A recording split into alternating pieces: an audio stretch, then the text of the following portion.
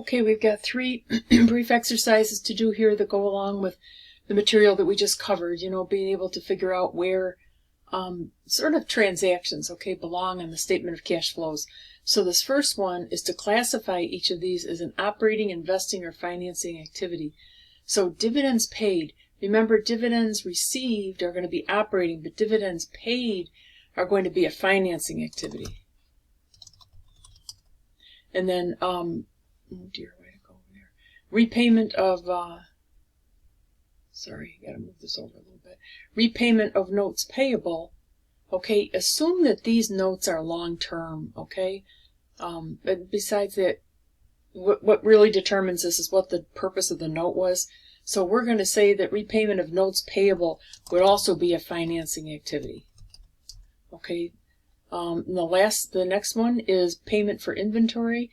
We purchase inventory, that's a current asset. That would be an operating activity. And the next one is the purchase of equipment. Purchase is a long-term asset, so that would be an investing activity. And the last one is interest paid. So we paid interest, so that would be an operating activity.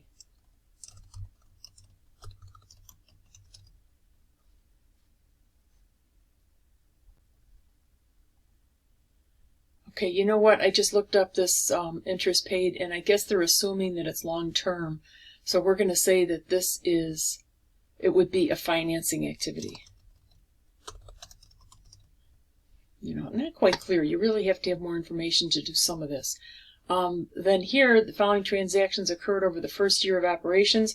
How would they be reported in the statement of cash flows? For this one, we have... where are we? We issued 1 million shares of common stock. That would be a financing activity. Then we paid $75,000 to suppliers for inventory. Inventory is operating activity. We paid a dividend of $1 per share to common shareholders. That would also be financing. And number 4, we loaned $50,000 to an employee and accepted a note receivable.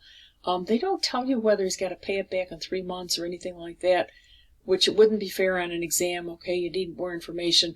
But we're going to assume that this is also a financing activity, that it's long-term, okay? And then the last one is we paid $45,000 in cash for computing equipment. So that would be an investing activity. Okay, and then this next piece, I like this exercise. And how come this isn't big enough?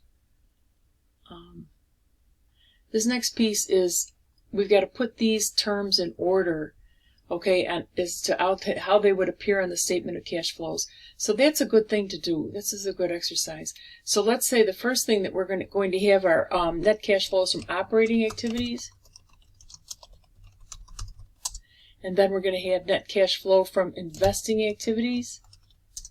And then finally, net cash flows from financing activities. And we total each one of these individually, okay? So this one should be activities.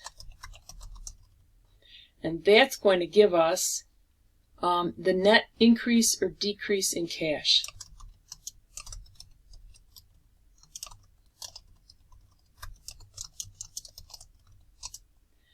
Okay, then we'll add the beginning cash balance.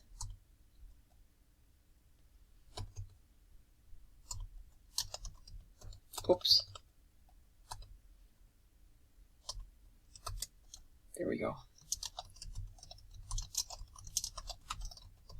And that's going to give us the ending cash balance. I can't tell you how hard these are to prepare at work, okay?